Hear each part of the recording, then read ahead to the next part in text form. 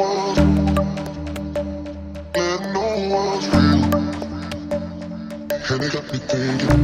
to the Energeia podcast, everyone. I'm Dr. G, and today I'll be speaking with Loren Dyck. Loren is Professor of Management at the College of Business and Public Management at the University of Leuven, where he teaches organizational behavior, human resource management, and organizational theory. He has published in academic outlets such as the Journal of Management Development, the Journal of Workplace Behavioral Health, and the Academy of Management Learning Education.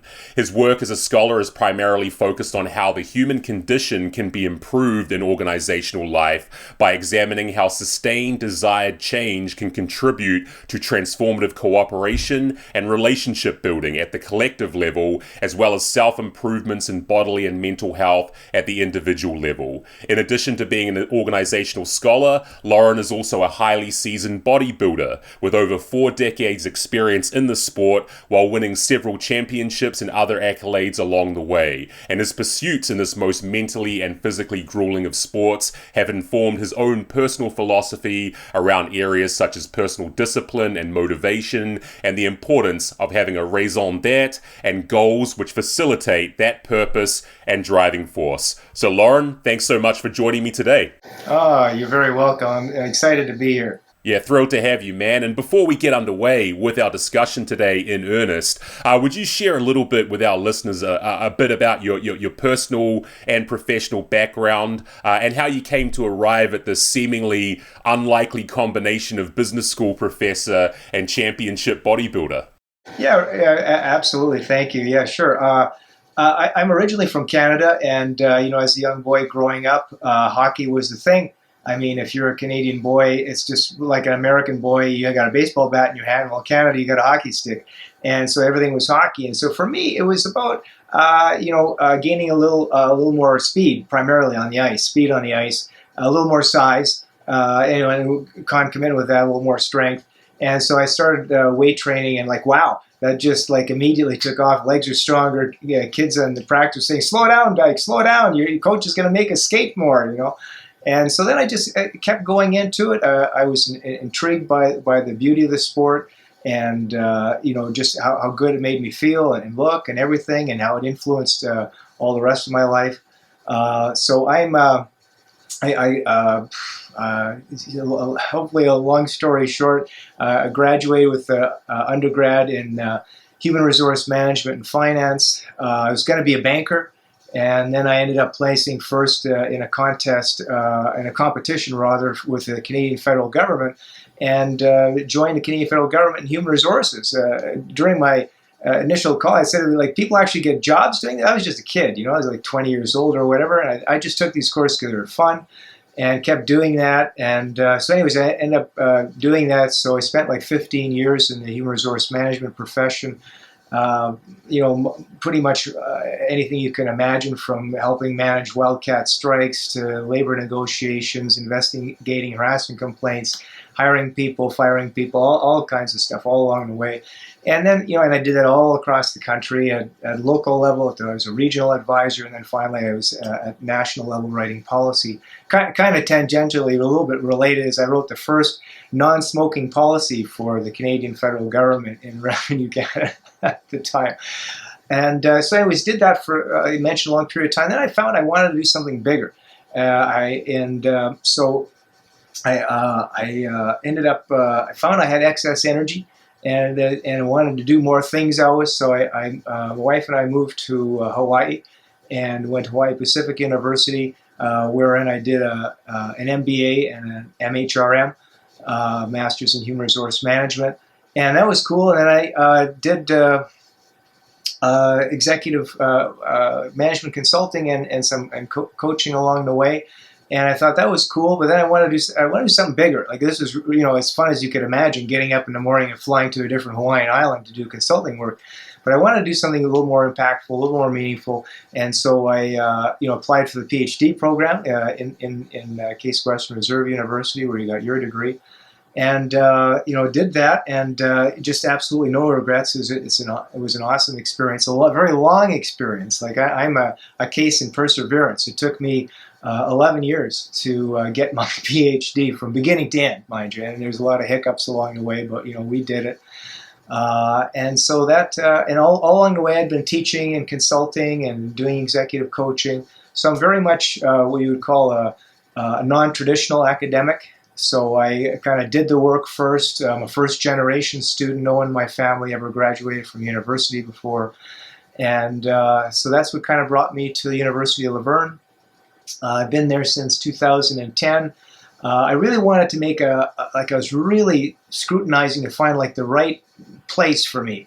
And so that's where I was very happy to land at the University of Luverne, because during my business career, if you will, with the government, I was, moving all the time, looking for the next job opportunity and promotion, because in HR, kind of once you've done that experience for a year or two, a couple 3 years, then you kind of tapped out and you kind of look for something bigger, right?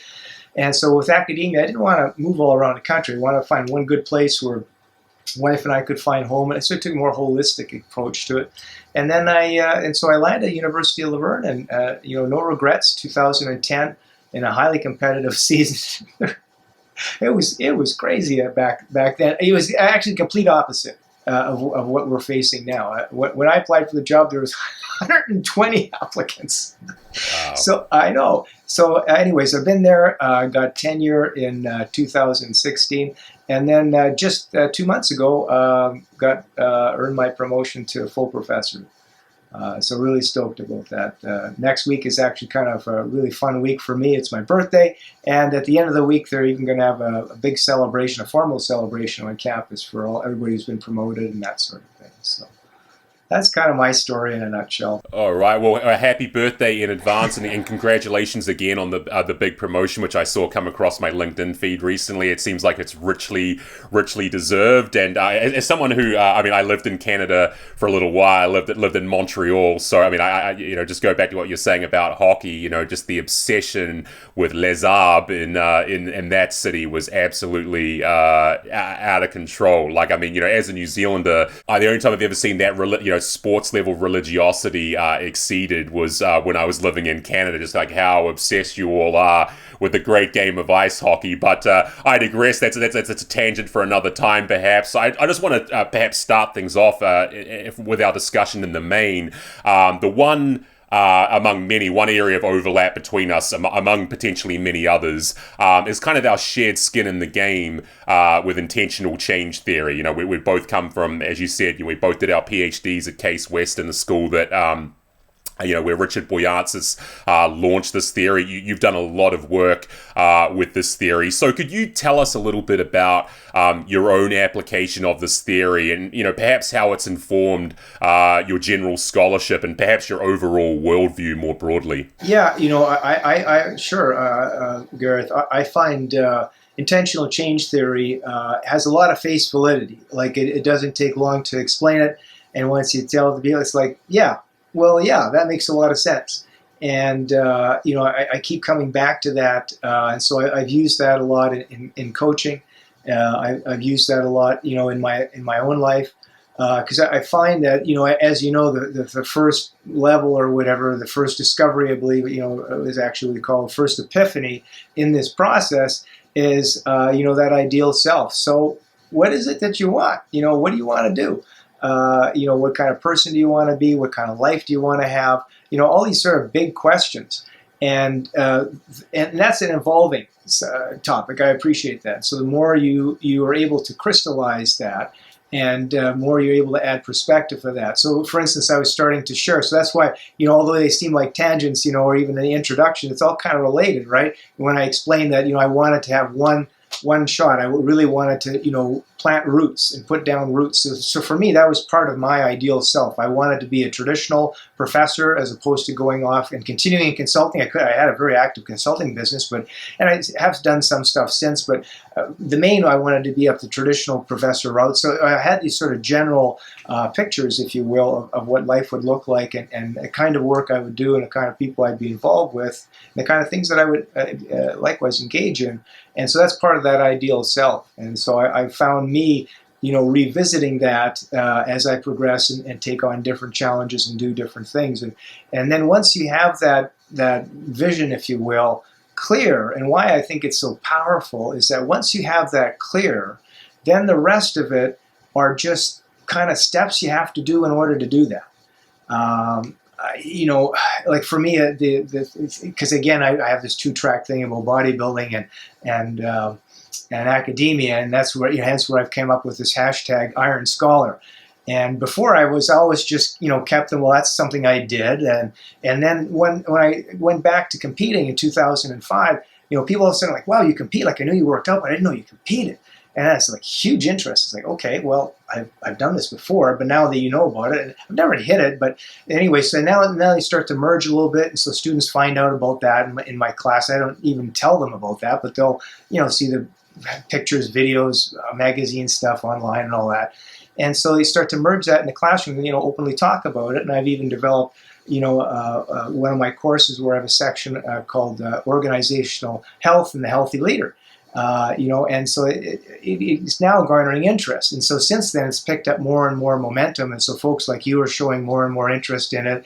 I mean, I've been on covers of magazine, I've been video and all. And the funny part is, as I get older, it seems like more people are even more interested because, well, you're still doing that and you can get and be successful at it. So, and back to the intentional change theory, once you have that ideal self, and that's why it's so important, whether you're a coach, whether you're a professor and a student, or you're a leader and a direct report, whether you're going through that, that's why it's important to revisit that. Like, where are you headed? What can this company do for you? What can this organization do for you?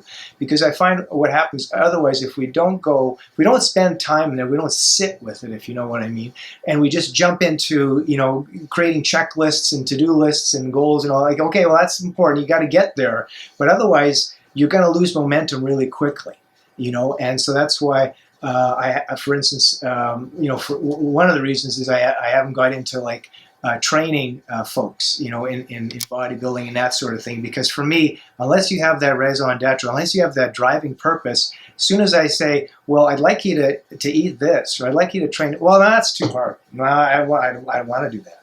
Well, you're already putting up obstacles, and and it's easy to put up obstacles because you don't have that driving purpose, right? And once you have that driving purpose, okay, you're more likely, you're more open to learning, and so on, and go through the rest of the model. Yeah, and look, I mean, just to sort of build off that thread, I mean, one area, as you've kind of alluded to, that we're both particularly passionate about is this relationship between personal health and professional performance. And I mean, I've often adopted, I guess you'd call the strong version of the claim that in the absence of personal health, there is no professional performance, or at least it's significantly compromised or undermined. And I wonder, is your own perspective kind of is it in keeping with the strength of my own, like the strong version of that claim, and whether you might expand on where you view the primary connections between our individual approaches to health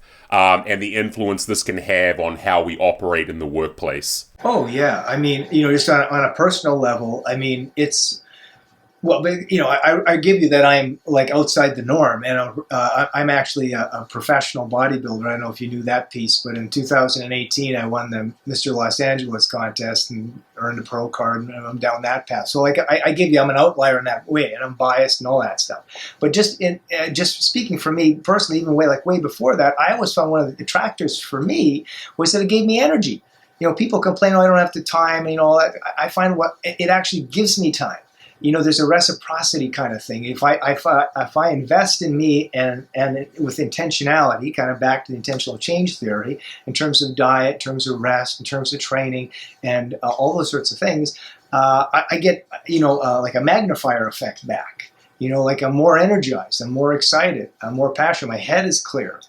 Even for, I'll show you in vivo, right? In live. It's like today I purposely ensured that I had a workout before our session because I knew that's going to jazz me up. And hopefully not too much for the viewers, but, it puts me in the right headspace, and so that's always served me well. Yeah, look, I did the same thing. So I'm down in New Zealand at the moment. I'm staying with my mum. She lives right next to the beach. I just went for it. Cool. Normally I do a 10K. I only had a chance to get out and do a 5K this morning, sort of clear the cobwebs and stuff. But I'm exactly the same. I mean, people have this this idea that, working out before something important that you've got to do or something you want to put your mind to, it's going to discharge your energy and it's going to de-energize you. And it's actually, at least in my experience, and, just building on what you've just said, it's actually quite the opposite, right? Yes. You actually gain back energy. Yes. To do, and I think, part of this is what humans are evolutionarily designed for. We're not designed, we didn't evolve to be a sedentary species. And so it seems to me like that in modern life, as sedentary as modern life is, it's a lifestyle or it's an approach to life or an outlook on life that strips us of energy. It's not like being sedentary and not getting out and moving our bodies gives us these reserves of energy or anything like that. It takes away from kind of part of our evolutionary birthright, which is to get out and move our bodies, and that movement of our bodies, that engagement of our bodily systems, it gives us energy. That seems like perverse and paradoxical to a lot of people, but it's actually, when you strip it back, it's actually a very basic and fundamental observation about the human condition. Oh, well, I gotta say this. I think it's an appropriate place to say this, but I'll keep saying it, and I would so wanted to remember to say it, so here it is. Exercise is medicine, period. I mean, Exercise is medicine. And I preach that as much as possible. I practice that as much as I can myself. Whatever your ailment is, get some exercise, physical activity. I mean, your body has what it needs to heal itself. I give you the circumstances and diseases and all those sorts of things that require exogenous treatment of some sort. Absolutely. There's no question. I'm not naive. But I mean, it starts, I believe it also said it starts here. And, engaging in exercise, is going to help. You got a sore back. Well, being sedentary isn't going to help it. Train your sore back. I mean, don't be stupid, of course, and do, dangerous things, but, train it with proper exercise methodology and by the same token to your point there about energy, I mean, it still comes together with, good nutrition, good rest, within your range of possibilities, so that you're not, placing yourself in danger. All those sorts of caveats. But otherwise, yeah, absolutely, physical activity. And you read the literature, and it's rife with that. The benefits of physical activity. And for me, that's what I would like to see expanded. There's all kinds of good things out there, then important things. This trend that's been moved in through management literature about mindfulness and meditation, and all those are good. Absolutely, they're important, but they're also passive. Okay, you're not going to get in shape thinking about it. And no matter how rich those visions are, and I practice that vividly myself. I run through my workout in my mind before I do it. I do a lot of those things. But that in and of itself isn't going to get you in shape. You still have to have that physical activity component to it. Absolutely. I think a lot of, I've often joked that my philosophy on all of this, I like to call it holism without the hippy-dippy BS. So, I mean, because the term holism, for most people, you say holism or holistic, it kind of evokes this image of this kind of, pastoral landscape with a sandal-wearing hippie kind of just in some Zen-like state. But really holism, and I would go one further and to say integrative holism, it's all about what you've just said. The fact that, all of these things are important. Sleep and rest, good diet, physical exercise, things like mindfulness, or meditation, so forth. It all hangs together in this beautiful holistic whole. Like all of these components contribute to one another. They each of the different components permits the other to be enjoyed and for value to be derived from each other as much as possible. Like if you get good sleep, you'll be in a better position to reap the nutritional benefits of a good diet. If you reap the nutritional benefits of a good diet, that better positions you to go out and exercise well. And if you go out and exercise well, that puts you in a better position to have good mental clarity. I mean, all of this, we have these beautiful bodily architectures that all hang together in this harmonious whole. And so, I couldn't agree more. And actually, I've been doing some consulting work just in the last couple of weeks down here in New Zealand, saying this thing to senior government professionals, like very senior leadership within one of the government ministries here, just saying that you can't look at any of these things as, that they're all independent variables in their own right, but they all need each other. But just to your point, with the physical exercise side of things, that one in particular, as you said, that's like the active one, right? You can't kind of like sit back and wait for physical fitness to happen. It's not gonna happen, right? You actually have to get off your bum and go do some physically exertive activity. Yeah, no, absolutely. And fortunately, some leaders in the community are getting into that. One that jumps to mind is a case I always show, to my class is this individual. He's the CEO of SAS. It's this high-end analytics company, and they've been on the best place to work for list for like a decade or whatever. You can Google them and look them up, and they're always right in the high ranking. And I think Goodfellow is the CEO's name. And, he says, Frank, I want to have gyms and have tennis courts and all that because I want my people to be healthy. Sick employees cost me money, way more than all this stuff. If I can build that and they use it and I have healthier employees, wow, go do it. It's like that. It's just so refreshing, to hear that. And of course, there's that push against time. Well, can you do that? Can you do that? And I've had people, not a lot. I've generally been supportive, but I have had the odd individual supervisor, dean, what have you, says, "What? You compete? How can you do? There's no way you can. How do you have time for that?" It's like it gives me time. it's part of my identity, the structure of my life. It's just how I roll. Not everybody's not everyone's going to be a bodybuilder, do other things, but the key thread to that is to be physically active. I give you an example. Another one I like to show is former President Barack Obama. Now I'm not talking about his politics or any of that stuff, and nothing of that, but you look at Barack Obama. Okay, when he was president, and I'm sure it's still the same today, for those 8 years. Now, being the president of the United States, you can't say, well, my job is busier than his. I don't think so. I've got less time I've got more stress. No, none of those. Well, you look at him, and he says, and I just read recently, the two core elements of how he was able to survive and have mental health was non-negotiable 45-minute workout first thing in the morning, 6 days a week. It didn't matter where he was or what was coming after that. It was ironclad. You don't get me until I've had my 45-minute workout. And it was either cardio or weights. He would alternate between the two. And then the other piece was his family time at the end of the day. So those were two like goalposts or two bookends for him that allowed him to get through his presidency. And again, this is not a political comment. It's just like, wow, like you can't push back and say, well, I got no time.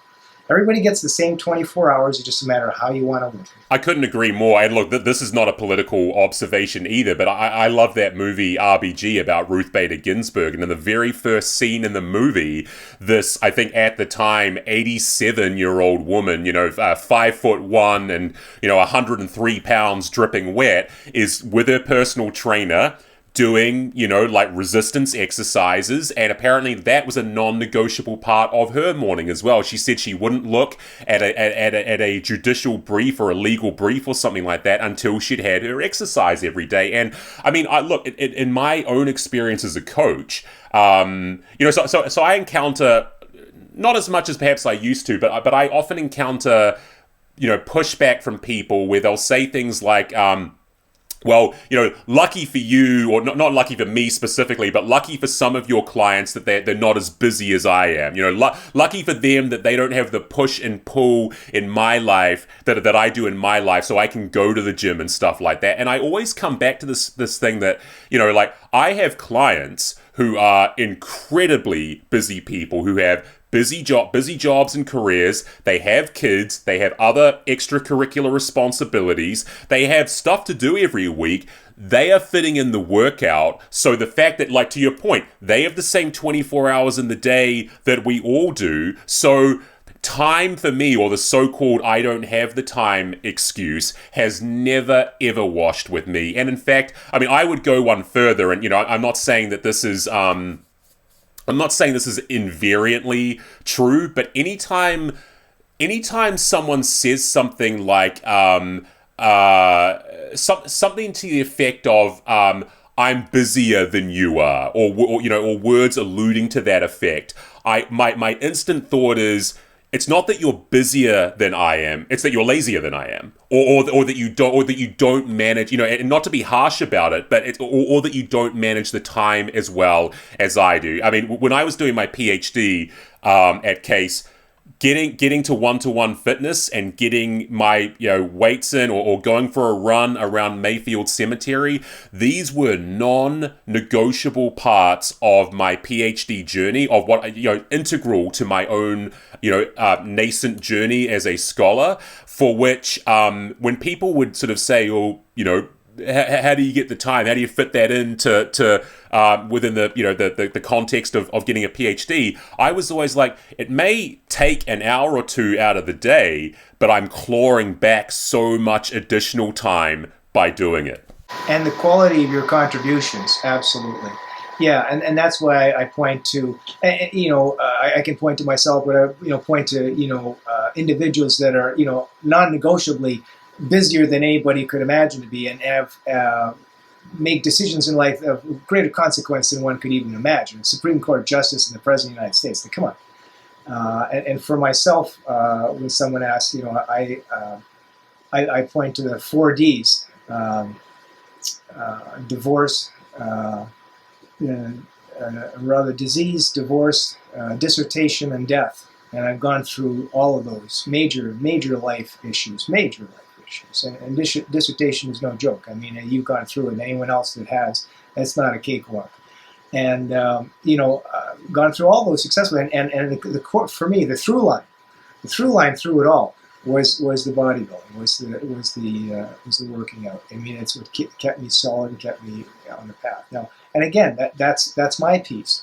And so that's, I'm not saying again everybody's got to be a bodybuilder, and that's why I partnered with Dr. Kathy Lovelace from Menlo College, and we wrote that article a number of years ago.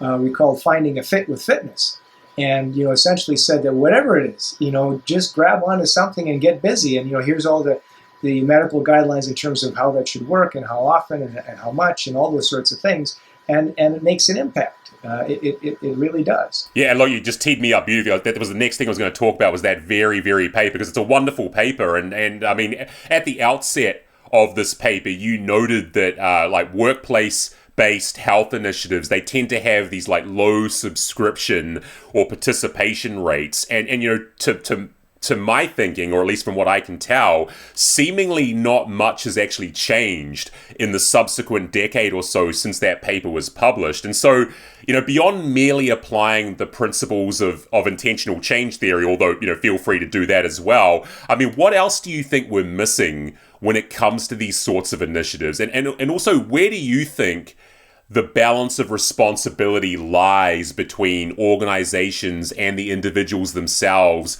when it comes to employees better, availing themselves of these resources and programs that, well-intentioned and well-motivated companies are trying to make available to them? Right. Well, there's a couple of things. One is that, tying it to intentional change theory, I think would be very helpful. And that's what Kathy and I wanted to do as our next step, is to actually gather some data on that. And so, unfortunately, how we observed organizations were doing it when we scanned the literature is it's a carrot and stick. Okay, so if you go and you participate, and not just the gym, but if you go to the gym, if you do a health risk assessment, if you see a counselor, if you do all these things, then your health insurance premiums would be lower. Conversely, if you don't do these things, they're going to be higher. Well, that's carrot and stick, and that sort of works to a certain extent. But then you've got people that are going, through the turnstile at the gym, clicking something, filling out a thing, and never actually doing it. I mean, I've been in the gym with people who've gone, they've had a sauna, and they say, well, that's it for me. I'm done. I know you just had a sauna and a shower. That's it. Anyway, and so there's that. So there's that aspect. What we offered is what we're suggesting is that we got to go more. And I realize it's more involved, but it could be with coaching. It could be with creating a culture. I think is very important too. Is where it's expected, or at least normalized. So it's not like me, the exception that goes to the gym. It should be, well, yeah, everybody's doing something, and everybody's comfortable talking about that and sharing with that. So that's part of our dialogue. Yes, how did you work with students and all the rest of it? But so what'd you do for exercise today? Or just making that as part of a conversation and encouraging it, and in that way you start to build a culture. And we're tying it to so that's part of ideal self in terms of the trusting relationships, building that with others, and then back to the ideal self. The first discovery in that model is the idea of trying to tap that into that. So no, it's not maybe to be a professional competitive bodybuilder, but maybe, hey, you're going to have more time with your grandkids, right? Or you're going to have more energy dealing with them, or you're going to have more fun playing with your dog, and you'll be able to go for a run with your dog or something like that. Like whatever it is, building that and understanding that as opposed to just carrot, stick. So I think that's one piece to increase utilization. Because unfortunately, too often what the finance folks, the people that are looking at this, are going to say, well, how much is it used? How much is it used? Well, yes, that is one thing, and inherently it's low. And what Dr. Lovelace and I found is that actually those that need it the least use the facilities the most. Those that need it the most use it the least. Right? So, making that available to me, well, that's cool. I got another gym to work out at. But, for those that are not using it, they're not going to use it. However, so that was then, and that's been sort of the continuing drift. What Dr. Will Lewis and I, who you also had a podcast with recently, wonderful fellow, researcher and a research partner of mine, what we have found in looking through the literature more recently, a few years ago, was a study by Gubler et al. And what they found is that just having the health facilities, be it a gym, be it on-site this, on-site that, for risk assessments, all those, just having that there is actually positively associated to organizational commitment. And it's like, wow. Can you imagine if we can show to those executives that are trying to make that decision, should I invest more in a gym facility, in a sports endeavor of some sort, or not? We can say, well, actually just having it is going to improve your retention rate, which is, I give you the biggest question on all executives' mind right now. How do we keep our employees? How do we stop them from leaving? And so this is one piece. And actually, we looked at that at the University of Leuven. We did. Will and I did a study just in 2020. But unfortunately, it was right, in the heart of the pandemic. And what we found is that that exercise self-efficacy. So if your belief, Gareth, that you can overcome whatever the obstacles are and work out, if you have a high self-efficacy, that is indeed positively related to your likelihood of engaging in physical activity. And that, in turn, is also positively associated with health behavior changes. So as a result of that, you're likely to want to say, well, you know what, I should really change up that diet. And I've been getting to bed too late or whatever. I really should change it. So that's been, we found all those good relationships, but we didn't find a positive association with organizational commitment, unfortunately. And we believe because the pandemic was so massive that people are saying, well, I don't know about my commitment now because, the whole world is topsy-turvy type of thing. And actually what we did find is that the stronger the concern about the pandemic is the more likely that people are going to engage in health behavior changes. So it's like, wow, I really got to be ready for whatever's coming. I got to change things up. But we didn't find a nexus with organizational commitment. So we were just working on it this morning, looking at doing now a large national study wherein we're going to examine that question again. It'll be exciting to see how that data cashes out in the wash. But I mean, just to stay with the pandemic there for a minute. I mean, I think the pandemic for me has been very, very revealing about people's inclinations and motivations towards personal health. You know, there were, it seemed to be like society was kind of bisected in terms of the people who took the pandemic as this hitherto unrealizable opportunity, or like this added glut of time that they didn't previously have, to be like, wow, now I can actually get outside and go for a run, or I can set up the home gym and actually start putting on some bulk and things like that. It could be an opportunity for me to work out how I can do meal prep and stuff like that properly and sustainably and in a way which I can integrate into my lifestyle when the pandemic's over and resume when things go back to normal. That was kind of like half of society, or maybe perhaps less than half of society. Then the other half of society, it was kind of a, this pandemic has presented me with an inch, and I will absolutely take the mile as far as any excuse to just self-implode and not do all the right health-oriented things is concerned. And it almost became like a kind of comical point, like the fact that people allowed their health behaviors and their lifestyle behaviors to degrade to the point that they did during the pandemic was almost taken as kind of a point of comedy. You know, I get that for the first couple of months, you know, everyone was like, oh, this is great. All we're going to do is sit around in our undies and our PJs and watch Netflix and eat junk food and stuff like that. And, you know, great. Okay, so 1 or 2 weeks, fine. But, you know, people who were saying, you know, the whole, I mean, certainly where I live in Vietnam, it was in 2021, we had a very long, very harsh lockdown. And there were people who really took that whole 5 months as kind of a self-indulgent junket. And not only did they not see it as like personally concerning, it was almost like kind of a comedic point of pride. You know, the fact that, oh, well, I just took these 6 months to just like be hedonistic and neglecting of my own personal health. And I feel like we still have a little bit of that residually, even as we sort of transition into this post-COVID reality, that for a lot of people, COVID was kind of the circuit breaker or the jump start that was needed to be like, wow, okay, I've got some, you know, additional time that I didn't have. Maybe I should really refocus myself on improving personal health behaviors, and those have persisted. But for other people, again, it was like a period of pure self-indulgence and hedonism, and like, let's call it basically nutritional anarchy, and, you know, like not exercising and things like that, and that has persisted, and you know perhaps because, you know, for some people, the decline in that respect was so steep that arresting that decline, much less bringing yourself back up to baseline and then getting into some trajectory of self-improvement, has just proven so difficult because they got themselves to such a low position. So, I mean, how was your sort of perhaps even anecdotal experience of the pandemic and what you observed in people with respect to either, you know, improving their health behaviors or neglecting them? Right. Well, yeah, you know, I think you've covered the gamut, the sphere of that. For some of us, it's like, well, okay. You know, I just speaking personally, I was in a very fortunate position a couple of years prior, around 2017, 18. I built my own garage gym.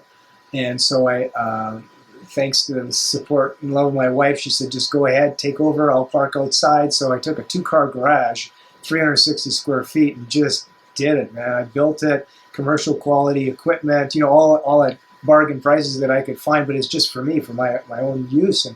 And so I was sort of ahead of the curve, and it took me a long time. I had to, you know, rebuild it and redo the whole thing and shop around for equipment. And so, but by the time the pandemic hit, it was totally complete. It's just fortuitous. So I could then completely, whereas before I would go out occasionally to the commercial gym just for fun, meet up with some of the guys. But now I could exclusively go, so I had no issue in that. I had no excuses in that regard. For other folks, it was very, very difficult. I know I had numerous neighbors and friends and all that. Well, can you loan me some equipment? Can I come train at your gym? And when we were in the height of it, I'm there, well, are you vaccinated? Are you sterilized? So he was like, I don't want you in my gym, right? And then, but unfortunately, you go online to look for equipment or anything like that. It's outrageously priced, for anything. So for myself, it was fine. But I gave you a lot of other people, were struggling in that regard, just struggling. And so then actually spawned a whole almost cottage industry of, well, hey, if you're at home, here's some things you can do, some push-ups, something there's ways in which you can stay active, pick up the 5-pound bags of sugar and do this and do that. That whole thing exploded a lot. But it was difficult. But I think bringing it back to theory, though, again, it's where you put yourself, and I think that a reluctance for self-awareness to create that epiphany of the real self.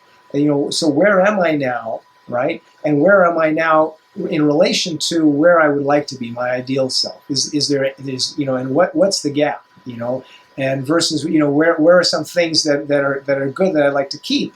Like, for instance, I read a New York Times reporter saying, well, they're sort of calling us back to work, but, it's a little bit optional. And I kind of wonder, well, do I want to give up my morning run because now I've got this horrendous commute to make?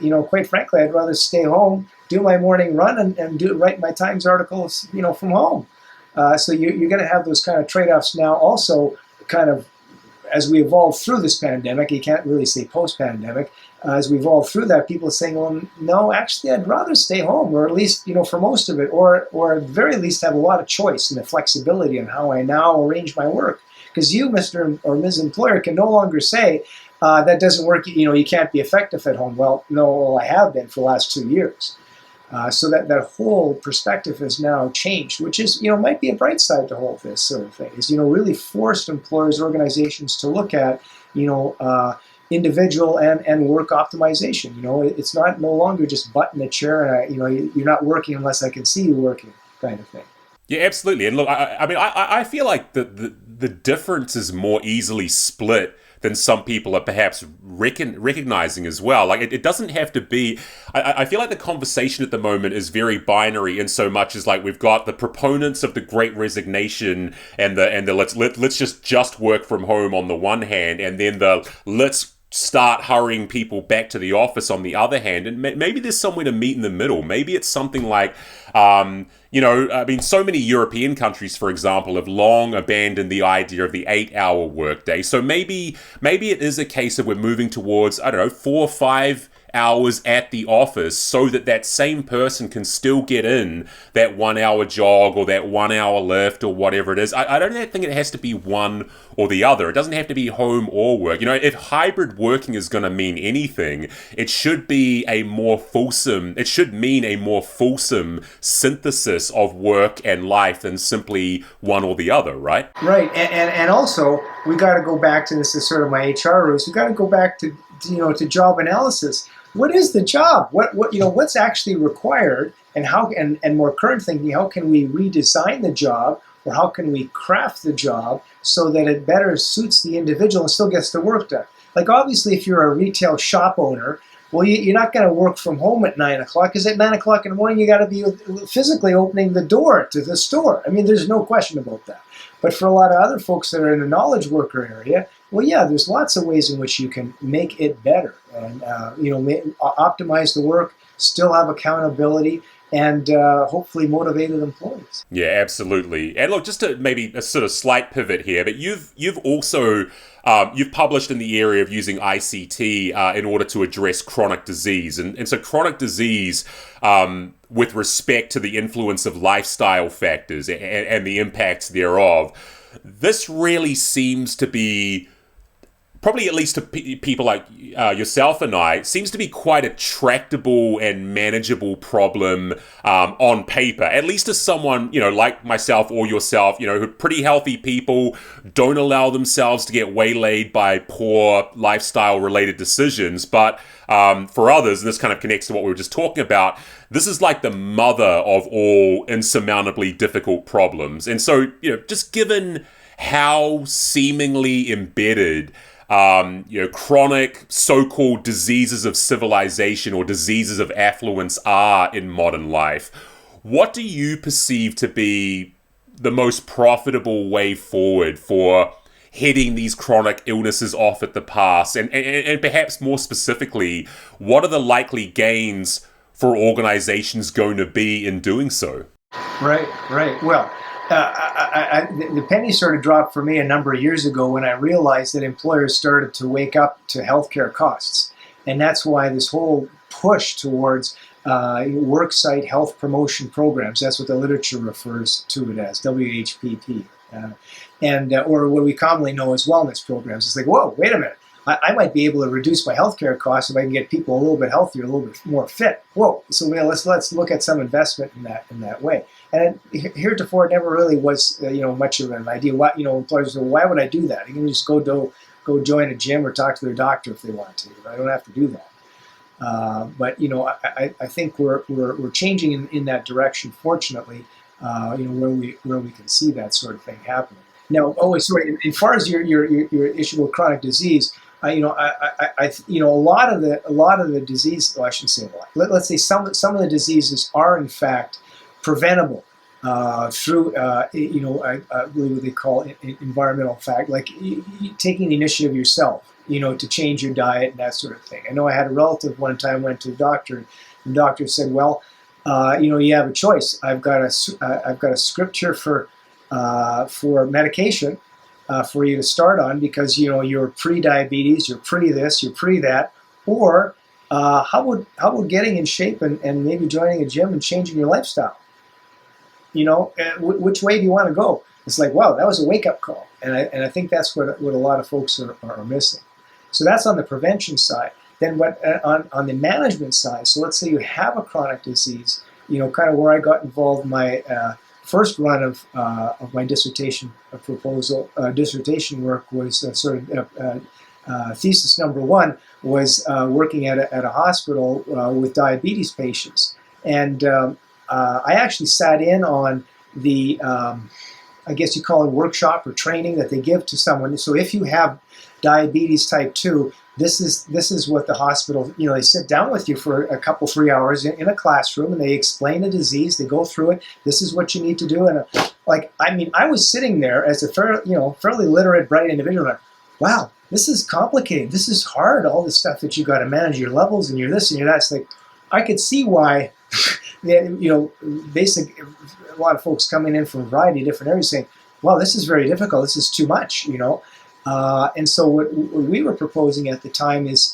to sort of front end that with ICT and sort of having folks examine, why it's important for them to be healthy, why it's important to their ideal self and their future thinking about themselves in terms of where they want to be. And then all this training is just nestled into that and situated into that, as opposed to just being hit with this. It's like, this is too complicated. And so the frame of reference, the context immediately shifts then.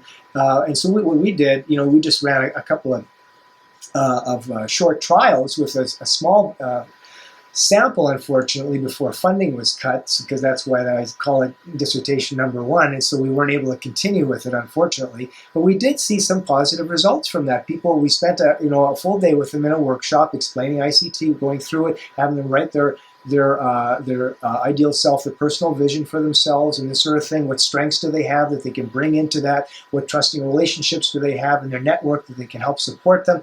And it just gave them all these resources and this encouragement to go forward, to then subsequently the next day was then having this class about the disease itself and what's required. So their frame was completely changed as a result. Yeah, and look, that framing is so key, right? I think one of the issues I've been exploring over the last couple of weeks doing this consulting work on well-being and self-care down here in New Zealand is that I think for a lot of people where the impasse arises is this idea that the sun will still rise tomorrow. So if I don't engage in deliberative self-care, if I don't engage in purposive self-care, then the sun will presumably still rise tomorrow, until it doesn't, of course. And as long as the sun still rises tomorrow, I can get to work, I can get through my day's, productive labor. I can go home, repeat the cycle, and if I can squeeze in these positive lifestyle related behaviors, that's a bonus. It's not treated as a foundation, it's treated as a bonus, so the priorities for a lot of people and the framing around priorities is all askew because so many people have become conditioned to the fact that, even though I'm not exercising at all or as much or as wisely as I should, even though I'm not eating a nutritious diet, even though I'm not getting enough sleep and regulating my stress and all this, in spite of all those things, I still woke up today and I still went to work. And so in terms of positive reinforcement and the right kind of incentivization, like internal psychological self-incentivization, many people are just flying blind on that basis, on the fact that, hey, I still woke up and I still got to work. Yeah. Well, I see you speaking to 2 points there. One is behavioral and the other is biological. So on the behavioral side is just inertia. And so the biggest resistor to change is inertia. Inertia is just so powerful. My whole life is like brought me to this point. So you try and move me, and because I'm successful at this, and it becomes almost an automatic response to how we lead our lives and the decisions that we make. Because I still believe most of life is choiceful, and so that inertia is really difficult to overcome. And the big when that is overcome, then you've got success, and that comes with the epiphany and the realization. It's like, wow, there's such a discrepancy of where I am now to where I want to be. It's profound, and I've got to change. I had a friend a long time ago in school, and she had said one time that a niece had brought her a picture of her and the niece at Christmas time and said, "Oh, Auntie, here's a picture of us." And she said, "I don't know what you're talking about. That's not me." "No, Auntie, that's you." And so she said, my friend said, "Oh my God, I can't believe it." So that spawned, the epiphany. And I think that's what's missing, and the willingness to do that, to move past the inertia. So that's on the behavioral front. On the biological front, the other force that you're dealing with is what's called adaptation. That's what us as bodybuilders are dealing with all the time, or strength athletes as well, is that, whatever you give your body, whatever you push your body through, your body says, "Okay, well, that's cool, that was really hard. Like, you did a hard-ass workout. That was real tough, but guess what? We did that. And so now that's our new plateau. Okay, so now what? Well, now we got to push even harder. If you want to see change, you got to push a little harder. You got to do something a little different. You got to stimulate a little bit different way, because your body constantly looks for a homeostasis, and adaptation is the biggest resistance that you got to fight against, and that's just biological. As is fat accumulation. I mean, your body prefers you to be fat. Your body doesn't prefer you to be lean and muscular. Otherwise, it'll all be a piece of cake, right? It prefers you to hoard fat for protection against your vital organs and all the rest of it. And so these are the forces that you're naturally fighting against, that you have to realize. Yeah, absolutely. And look, this is just to continue on that thread. I mean, this is the area I was most excited to speak with you about in depth, is your wealth of experience in bodybuilding. And man, I mean, just checking out some of your photos online, what a hunker, burning, swole and shredded you are, my man, especially at competition time. I mean, just, I'm not a bodybuilder. I have mates that are bodybuilders, and, I certainly appreciate the fact that it's a particularly disciplined and intensive sport, which really requires a lot of forethought and a lot of, it's not a sport you can half-ass. It's one that you actually have to really, really do properly to do it at all. And so maybe just as a final section for us to close on, could you tell us just a little bit more about your continued passion for the sport, what it's brought to you in your life, what kinds of routines and practices you maintain in order to stay at an optimal level of performance and personal health, especially given, as I said, just how especially demanding the sport is on the body and mind alike? Sure. Well, first off, I want to say is that I'm a natural athlete, and so what that means is doesn't mean naturally good, just means natural in terms of drug free. And so I do not use any performance-enhancing drugs or testosterone whatsoever. And so that's a significant bifurcation between the drugged athlete and the non-drugged athlete. And fortunately, I found an organization, the Professional Natural Body Building Association and the International Bodybuilding Association, INBA, PNBA, headquartered here in SoCal, and just wonderful family. The Keikos had run that, and so they promote the sport, and they have this huge organization. So we're in like over 60 countries, I think 68 countries now, compete in the various contests that I go into, and they use Olympic level testing. So this is WADA, known as the World Anti-Doping Association regulations. So all of us are susceptible to that. There are other natural organizations, but this is the best and the biggest, and they have all kinds of prize money and awards and encouragements that promote that.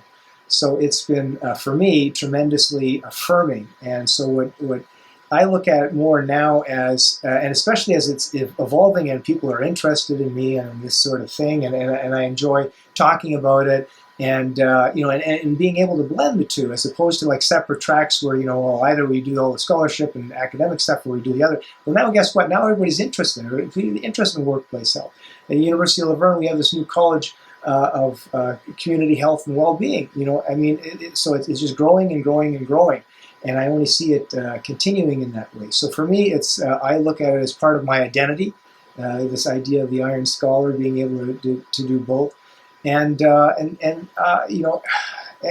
saying it honestly, and not self-indulgent or whatever. Of course, there's some of that, but I also see it as inspirational to others. I mean, man, I'm going to be 63 next week, and a lot of people have said that I don't look that old, don't act that old, or all the rest of it. But it's just the fact that it can inspire others to say, well, maybe I can. Well, he does it, And so with the natural athlete, it then becomes accessible. Because when you see the drugged athlete, it's like, okay, well, I never be able to look like that, or be able to perform like that, or lift like that, or do anything like that. So it's sort of like, that's at arm's length. It's cartoonish. When you see the natural athlete, well, yeah, they're awesome shape and they look great and can do all these things or whatever. But actually, I could approach that. Maybe I could even do better than that. So I think the inspirational aspect is then very rewarding for me to see in others, as well as the camaraderie that's come with it too. So as part of this organization, I'm part of a group called the Wolfpack. And so for those of us that are professional bodybuilders over the age of 50, literally from around the world, we compete in shows and do things like that too. So that's kind of like part of that community building and that sort of thing. That's very cool, man. I mean, just if you don't mind me asking, what's your day-to-day nutrition like? So, like when in the day do you lift, and are you sort of a 6 meals a day kind of guy? I mean, are you a 1 gram for every pound of body weight protein kind of guy? What's your kind of protocol there? Well, as you can imagine, over the 40 years or more that I've been doing this sort of thing, I've looked at all kinds of different programs and things, and so it's very idiosyncratic in terms of what works for you and for your lifestyle. So there's only a few things that I know that sort of work generally, and the rest is kind of dependent on the individual. For me, yes, I do eat a lot. I do eat frequently. I bring meals with me to college meetings and that. It's like, well, it's time to eat, because I just don't do the 3 meals a day. So I eat frequently.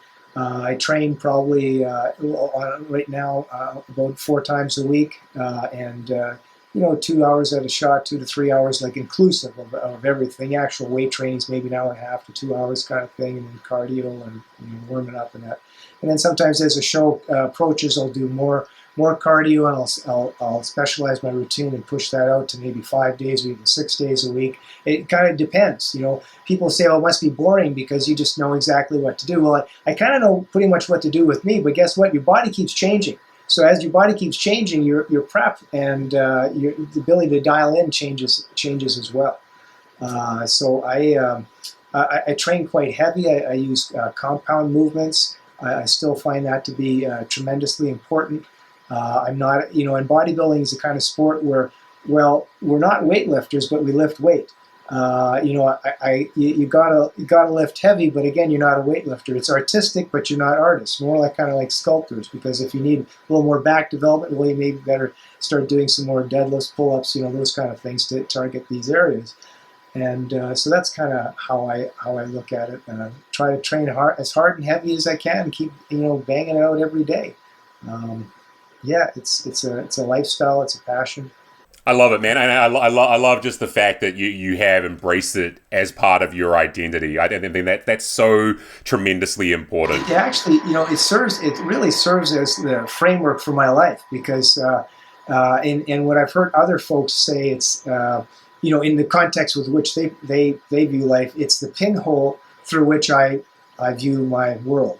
It's the tiny little look that I look at everything is through that perspective. And it frames my next steps, because it's when am I going to get the training in? I got to set time aside for meal prep, and I got to get rest. And so, but in the end picture, I look at these are all good things. These are all healthy things. And I often used to fear going to the doctor, because as you get older and older, people would say, oh, you should take it easy. You should take it easy. And what I find with the doctors, they keep saying, yeah, keep going. One doctor, right. He says, it's because of and his words were aggressive. He says, because of your aggressive lifestyle that I'm not shooting you up. Like, you see everybody else in the waiting room? They're all here for me to shoot them up with, all these different stuff. But you don't need any of that. So keep doing what you're doing. So I was like, okay. So I guess it's all right. Yeah, that's all the vindication you need, right? Well, I mean, look, Loren, this has been extremely cool. I've got a huge amount of admiration and respect for that sense of discipline. I think you really walk the talk when it comes to the thrust of, applying the principles of intentional change theory in ways that are tangible and have appreciable outcomes. So I really just appreciate you taking the time to speak with me today, and want to wish you all the very best with both your professorial work and your efforts to keep that body a fine-tuned, muscle-bound machine. Thank you so much, Gareth, and kudos for you for driving this agenda. As soon as I saw that post online, I was compelled to respond. It's like, wow, this is so needed, and so much in what I've been preaching and hoping for. So maybe we're talking about next-gen stuff. Well, man, maybe there's further discussions between you and I to come, because, this is an area I'm certainly very, very passionate about as well in my own way. And it's just so great to speak to someone who's so like-minded on that front, and so of a piece of a piece with my own thinking in that respect. So, man, very simpatico with everything that you've said. And again, I really just appreciate you taking the time with me today. You bet. Thank you. My pleasure. All right, thanks for coming on, and hopefully we'll dialogue again. Take care, Loren. Take care.